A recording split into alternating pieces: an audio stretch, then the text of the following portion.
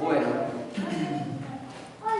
en esta mañana vamos a compartir un mensaje que es un poco corto por el tiempo que disponemos, pero que tiene una importancia muy grande, porque cada uno de nosotros hemos sido llamados a servir al Señor. ¿Cuánto hemos entendido que hemos sido llamados a servir? Yo creo que la mayoría hemos entendido eso. ¿Por qué? Porque tuvimos el mayor ejemplo, que fue Jesús. No solamente fueron personas que Dios escogió, sino también que envió a su Hijo, dice la palabra, para que tomara condición de siervo, dice la Escritura. Amén. Y esa condición de siervo de Jesús nos da muchos ejemplos, no solamente el servir, sino también el poder tener esa conexión de adoración con el Padre continuamente. Por eso el título de esta prédica en esta mañana es Restaurando la Adoración. Y cuando hablamos de adoración, uno puede pensar en los cantos que le ofrecemos al Señor, en las alabanzas que hacemos cuando estamos en reunión, pero hemos dicho muchas veces que la adoración no se limita a un canto, la adoración no se limita solamente a estar en la casa del Señor alabándole, sino que la adoración tiene mucho significado y también muchos ejemplos. En esta mañana nos vamos a centrar en lo que Dios diseñó de antemano para el pueblo de Israel, y que eso nosotros hemos adoptado como una enseñanza que nos permite entender a Dios. Porque ¿quién es Dios? Dios es el soberano que está por encima de todas las cosas, es el creador, es el que nos provee, es el que nos salvó, es el que nos dio la oportunidad de conocerle. Dios es algo amplio para describir, pero tiene un significado muy importante, que Él sea Dios y que nosotros como su creación seamos quienes llevemos esa continua alabanza, esa continua adoración delante de Él. Vamos a repasar lo que es un poquito de la historia, para que nosotros nos demos cuenta lo importante que es la adoración para Dios. Por eso, en esta mañana, este mensaje viene a darnos a cada uno de nosotros el conocimiento de que debemos restaurar la adoración al Señor. Yo les quiero preguntar, no sé si Kiko me sabrá responder, porque tal vez nunca le ha pasado a yo lo que voy a preguntar. Pero ¿qué pasa cuando una persona se aparta de Dios? ¿Qué pasa? Cuando se aparta una persona de Dios, ¿qué pasa? ¿Qué pasa? Y no... es como que no tiene sentido la vida. No tiene sentido la vida. Uno empieza a adoptar cosas del mundo también otra vez. Por ejemplo, las cosas que hacía antes, o la forma de hablar, de expresarme, muchas veces empieza a cambiar. Obviamente que cuando uno se aparta de Dios, cambia hasta la manera en que vivimos, porque antes capaz que nosotros sabíamos que tales días eran días de reuniones y los dejábamos programados solamente para la reunión, nos preparábamos para esa reunión, y cuando nos apartamos de Dios, eso ya no es una prioridad, y nuestra vida la empezamos a ocupar en otras cosas. Nuestra rutina empieza a cambiar, nuestra forma de comportarnos empieza a cambiar. Yo creo que también cuando nos alejamos, o cuando una persona se aleja de Dios, adopta las cosas del mundo otra vez, porque te relacionas con amigos, con parientes, con familiares, y ellos se comportan de una manera porque no conocen a Dios. Entonces yo la empiezo a incorporar otra vez a mi vida, de algo que a lo mejor Dios ya me quitó, pero bueno, suele suceder eso.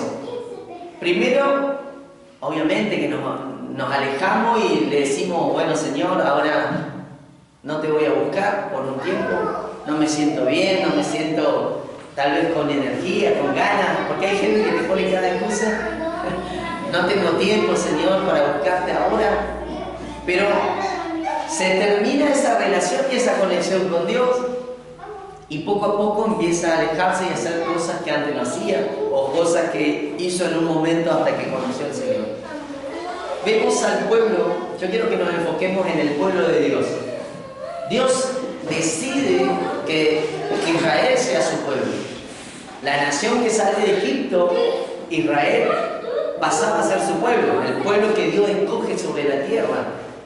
Dios hizo la creación, Dios creó al hombre, pero de entre muchos eligió un pueblo, y ese pueblo fue Israel. Y saben que Israel le dio los mandamientos, le dio las instrucciones para que viviera conforme a lo que Dios quería que viviera su pueblo. Como era un pueblo elegido por Dios, ese pueblo tenía que ser especial, ese pueblo tenía que ser diferente. Y nos encontramos que cuando el pueblo de Dios sale de Egipto y va camino a la tierra que Dios le prometió, ¿qué pasaba en la tierra? En esa tierra que Dios le prometió, había gente, había ciudades ya. No es que estaba deshabitada la tierra. ¿Y qué pasó en eso? Israel se tuvo que convertir en un ejército que tenía que conquistar la tierra.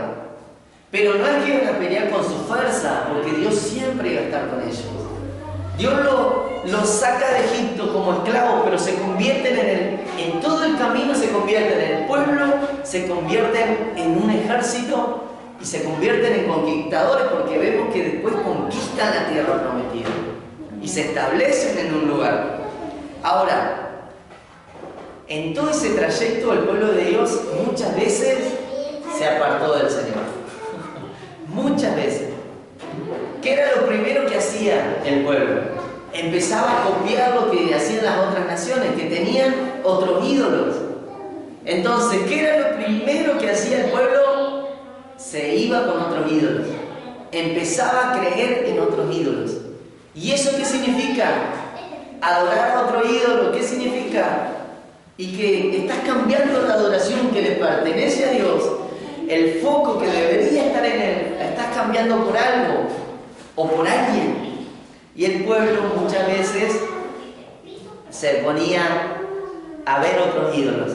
Y no solamente el adorar a otro ídolo, el creer en otro ídolo, no solamente que está mal, sino que innegablemente te lleva a abrirle puertas al pecado. Porque primero es el pecado de la idolatría, pero después empiezan a ingresar un montón de cosas. ¿Qué hacía el pueblo? Empezaba a ver a otros dioses, los empezaba a servir, les levantaba altares, preparaban estatuas en honor a esos dioses, les prendían incienso, les ofrecían sacrificio, tal y como lo hacían con Dios, lo hacían con esos dioses. Pero ¿qué pasaba después? El pueblo entraba en pecado.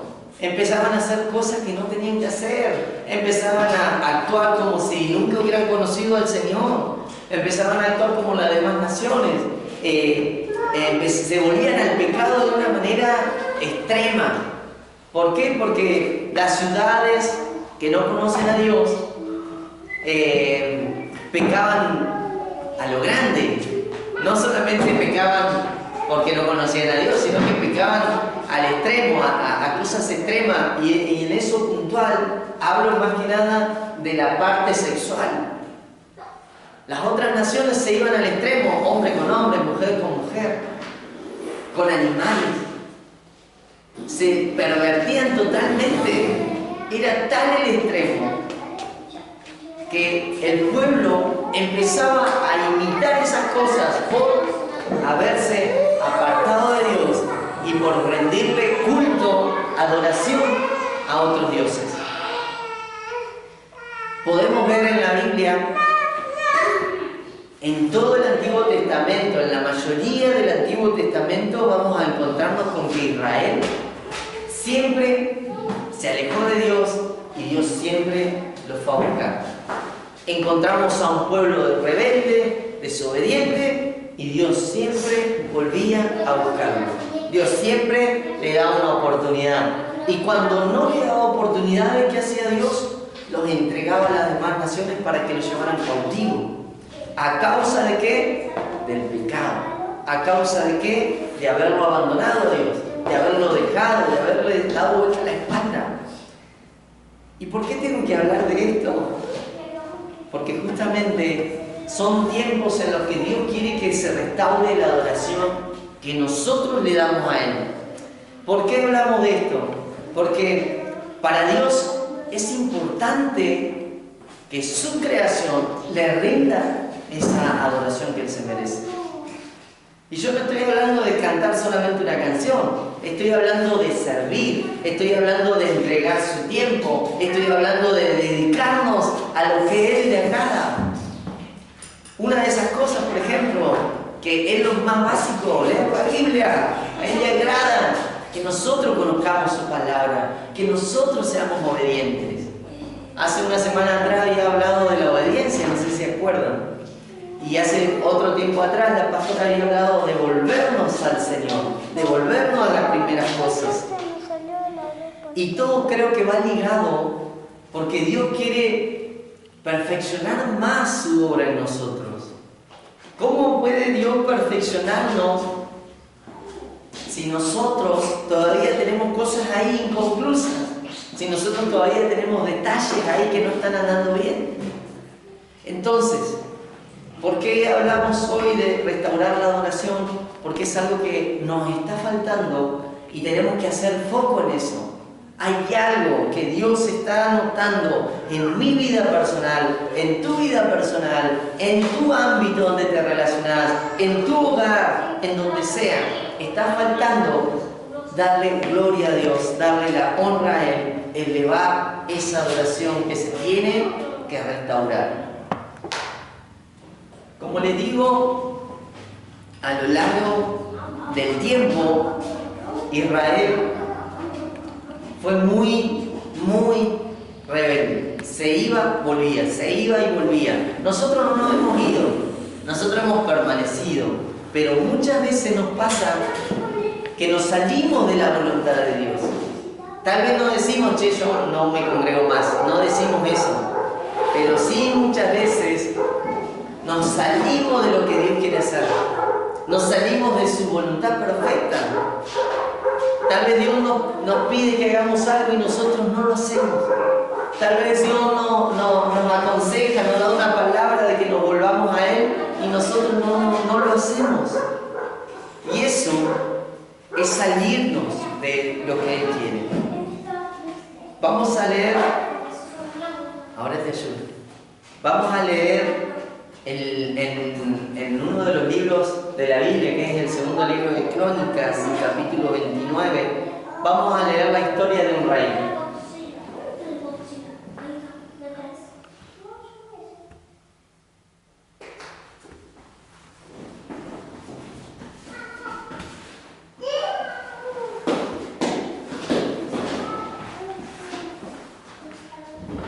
Segundo libro de Crónicas, capítulo 29, versículo 1. Vamos a leer la historia de Ezequías. Y dice así el relato. Ezequías tenía 25 años cuando subió al trono de Judá y reinó en Jerusalén 29 años. Su madre se llamaba Abías, hija de Zacarías. Y acá está lo más importante. Él hizo lo que era agradable a los ojos del Señor, igual que su antepasado David. Amén. Vamos al 31, al capítulo 31, versículo 20. Dice así: de esta manera el rey Ezequías manejó la distribución en todo Judá, haciendo lo agradable y bueno a los ojos del Señor su Dios. El 21.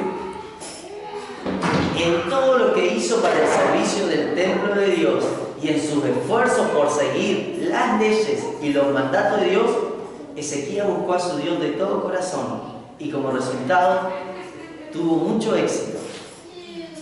¡Qué tremendo! ¡Qué bueno! ¿Por qué? Porque hablamos en esta hora de un rey que a lo largo del tiempo de Israel tuvo que haber reyes, y uno de los que más destacó fue David, uno de los que más destacó por la sabiduría fue Salomón, y luego los reyes que le continuaron, muchos hacían lo bueno, otros hacían lo malo, muchos intentaban corregir cosas, otros se volvían al pecado otra vez. Pero acá vemos a Ezequías, un rey hecho y derecho, como se dice, un rey que era demasiado joven, pero ¿qué le importó a él restaurar la adoración en Israel? Antes de Ezequías, el pueblo se había apartado de Dios. El pueblo andaba en cosas que no tenía que andar. El pueblo adoraba a otros dioses. Antes de que entrara Ezequías en el reinado, podían ver en todo el pueblo que habían estatuas de acera, podían ver que habían ídolos de otras naciones y que habían cerrado el templo de Dios. Lo habían cerrado, pero no cerrar con llave, lo habían cerrado con tablas para que nadie entre. ¿Por qué? Porque el pueblo estaba en pecado, el pueblo estaba lejos de Dios, se había olvidado del Dios que lo había sacado de Egipto. Pero cuando entra el reinado de Ezequías lo que dispone el primer día de su reinado no fue ir a abrir el templo, obviamente. El primer día de su reinado, Ezequías habla con los sacerdotes, habla con los levitas y le dice: empiecen a purificarse, empiecen a santificarse, porque vamos a restaurar la adoración en Israel, vamos a restaurar la conexión con Dios otra vez. Entonces, ¿qué es lo que buscó Ezequías desde su primer día en el reinado? Primero, limpiémonos, porque nos hemos apartado de Dios, porque hemos estado lejos de Dios. ¿Qué vamos a hacer? Vamos a purificar primero a los que son los encargados de llevar la adoración al pueblo, santificar a los que están encargados de entrar en el templo de Dios, de entrar en la presencia donde está Dios. Y en ese entonces estaban los levitas, que eran los que cantaban, los que se encargaban de la adoración, los que se encargaban de las cosas del templo, y luego estaban los sacerdotes. Entonces Ezequías le dice: empiecen a limpiarse, empiecen a purificarse, porque es necesario que ustedes estén limpios. ¿Y por qué? Porque Dios es santo. Porque Dios no solamente que es santo, sino que es 3 veces santo. Y si nos ponemos a pensar, decimos: ¿cómo así para ser 3 veces santo? Dios es así, no sé cómo es, pero es así. No hay impureza en Él, no hay engaño en Él. Dios es santo, 3 veces santo, dice la Escritura. Entonces, ¿qué demanda de nosotros? Primero, santidad. ¿Y cómo buscamos la santidad? Hay 2 maneras de buscar la santidad. Primero, obviamente, apartándonos del pecado. Y segundo, empezando a ayunar, a hacer morir la carne, porque toda la obra de la carne nos corrompe. Todo el deseo de la carne hace que nosotros nos apartemos de Dios. Y si nosotros hacemos morir la carne en nosotros, el espíritu va a vivir, va a tener más libertad, y eso nos va a permitir a nosotros acercarnos a Dios. Eso nos va a permitir a nosotros entrar en esa comunión otra vez. Eso va a permitir que se restaure lo que Dios ya hizo en nosotros. Entonces, lo primero que hace Ezequías, le dice a los levitas y a los sacerdotes: purifíquense, para que estén preparados para la tarea que hay que hacer. Porque no arrancó con el pueblo completo. Él primero tuvo que decirle a los encargados que ministran la presencia que se limpien, que se santifiquen. ¿Quiénes somos los encargados en este tiempo de ministrar la presencia de Dios en nuestra vida, en nuestra casa, en este lugar, todos los sacerdotes, todos los jefes de hogares, el hombre, Dios lo llamó para que sea el sacerdote. Entonces, una de las primeras cosas que tenemos que hacer para que se restaure la adoración como a Dios le agrada es purificarnos, es santificarnos. Tenemos una tarea tremenda aquí. Tenemos que empezar a limpiarnos. Tenemos que empezar a sacar de nosotros todo lo que no le gusta a Dios. Por ejemplo, si yo hablo mal, ¿ustedes creen que es difícil dejar de decir malas palabras? Para el que no tiene a Dios es difícil. Pero para los hijos de Dios no es difícil. Es cambiar el lenguaje.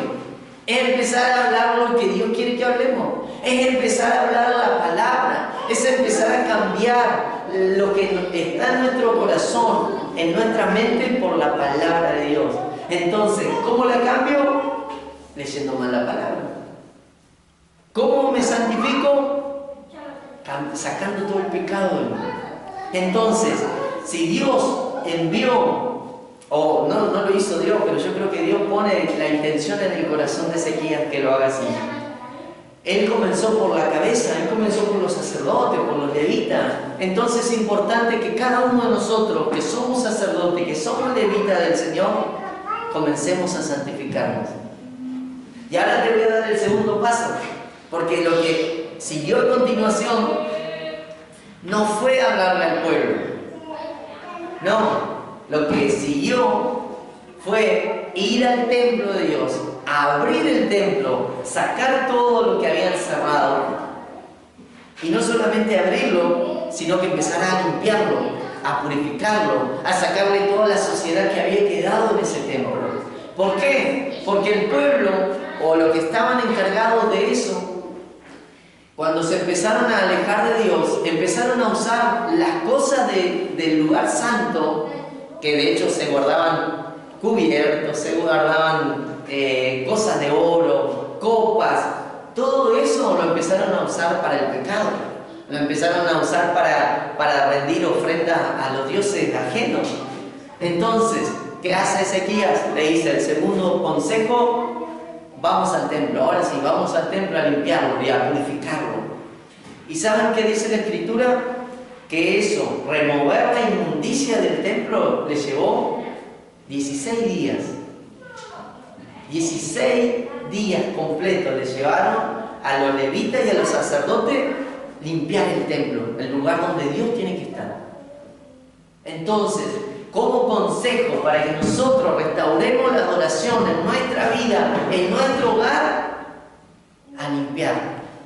Primero nosotros, luego el resto. ¿Qué es el resto? El lugar donde yo estoy, mi vida, mi casa. ¿Por qué? Porque es ahí donde quiero que esté la presencia de Dios, ¿o no es así? ¿No queremos que la presencia de Dios esté en nuestro hogar, en nuestro trabajo? Entonces, si es así, si queremos restaurar esa adoración con Dios, si queremos tener nuevamente esa comunión con Él, sin que haya ningún límite, tenemos que limpiar el lugar donde va a habitar Dios. Obviamente, en nuestro hogar tenemos un montón, tal vez un montón de cosas. En nuestro hogar tenemos una manera de vivir y una manera de andar. No significa que todo va a ser silencio y va a estar todo quietito, sin hacer quilombo, sin hacer mucho bochinche. De hecho, estamos en el mundial y hacemos mucho ruido cuando juega Argentina.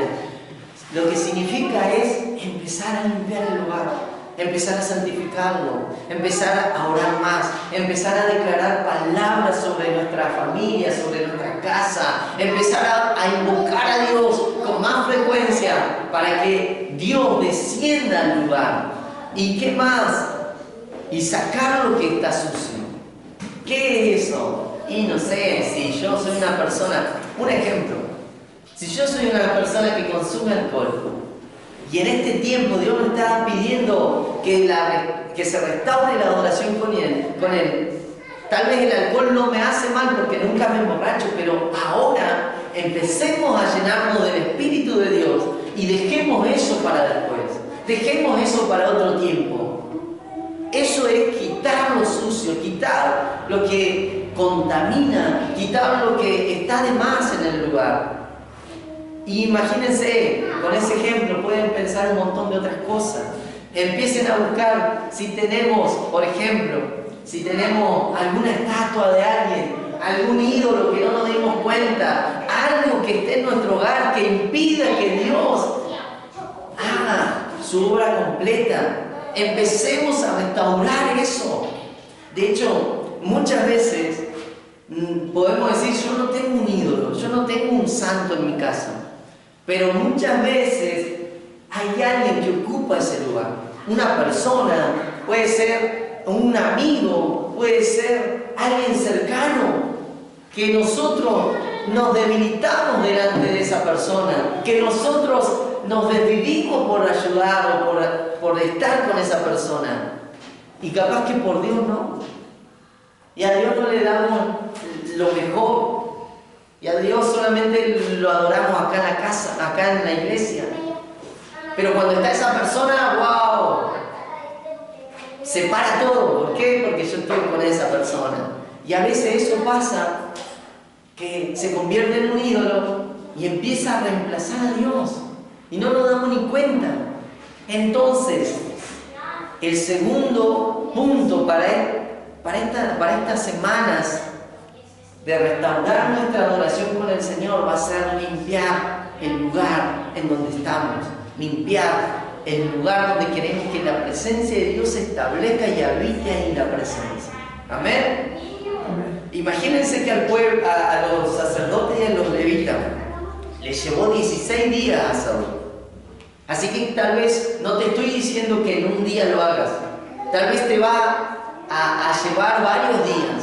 ¿Por qué? Porque no se trata de ir a la casa y empezar a guardar o a tirar. Se trata de ir a la casa, sacar lo que sea más visible. Lo que no vemos, lo oramos. Señor, si hay algo que quedó, si hay algo que todavía está ocupando tu lugar, si hay algo que ensucia todo lo que vos querés hacer acá en casa, Señor, mostrame, Señor, revelame, hablame para que lo vea. Y te va a llevar varios días. Pero conexión con Dios, santidad con Dios, va a permitir que la restauración de la adoración a Dios comience a funcionar, comience a establecerse. Luego sí, lo tercero que hizo Ezequías fue decirle a todo el pueblo, anunciar a todo el pueblo, ahora sí, volvamos a Dios. Volvamos a Dios. ¿Y cómo lo hicieron? No es que se juntaron en el templo y listo. No. Dice la Escritura que donde estaban empezaron a juntarse. No importaba si estaban en lejos, si estaban cerca. Empezaron a postrarse delante de Dios. A buscar a Dios de todo corazón. A decirle a Dios, acá estamos, te hemos fallado, nos hemos alejado de ti, Señor, pero ahora todos juntos nos humillamos. Se humillaron todo el pueblo se humilló. ¿Por qué? Porque entendieron que se habían alejado de Dios. Entonces, ¿qué te invito a hacer los próximos días? Empezar a declarar a tu familia, a quienes viven con vos, que tienen que volverse al Señor. Y lo van a hacer todos juntos, humillándose y buscando a Dios sinceramente. ¿Cómo lo hacemos? Podés orar parado, podés orar arrodillado, podés tirarte al piso completamente, pero hacelo buscando al Señor y diciéndole al Señor, ahora sí, Señor, establecete acá en nuestra casa, establecete en mi lugar de trabajo, establecete en donde yo quiero tenerte, porque la presencia de Dios va a venir y va a hacer cambios. ¿Qué pasó con el rey Ezequías? Dice que comenzó haciendo esto y todo lo que hizo se le contó como una persona recta, como una persona honesta, como una persona que era que quería servir a Dios, como una persona que que puso a Israel en lo más alto. Y de hecho, lo que seguimos viendo, este versículo final, como resultado, tuvo mucho éxito. ¿Y qué significa éxito? Le fue bien en todo lo que hizo. ¿Por qué? Porque entendió que tenía que ser restaurada la adoración que Dios se merece. Tuvo mucho éxito. De hecho, la Biblia nos enseña que reinó 29 años. Y en esos 29 años le fue bien. Dice la palabra también que ya no hubieron luchas, que ya no hubieron pueblos que quisieran atacarlo. ¿Por qué? Porque era un lugar, pasó a ser un lugar de mucha paz por haber restaurado la adoración al Señor. Entonces, ¿qué es lo que yo te invito a hacer en estos próximos días, semanas? Restaurar esa adoración.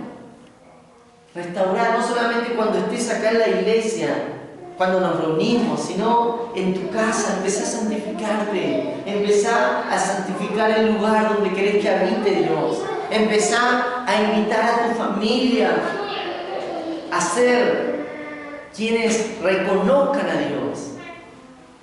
¿Por qué? Porque eso es lo que Dios está demandando en este tiempo. Y eso es lo que Dios quiere de nosotros. Dios no quiere que le sirvamos a medias. Dios quiere que le sirvamos de todo corazón. Como dice acá, Ezequías buscó a Dios de todo corazón. No seamos personas que lo hacen a medias, que un tiempo sí, otro tiempo no. Un tiempo sí, otro tiempo no. Hagámoslo de todo corazón. Eso es lo que nos está demandando el Señor en esta mañana. Y ese es el mensaje para nosotros en estas semanas. No nos olvidemos de todas estas cosas, porque Dios está queriendo perfeccionar nuestras vidas. Dios está queriendo hacer mucho más de lo que nosotros estamos viendo. Amén. Lo invito a ponerse de pie para terminar.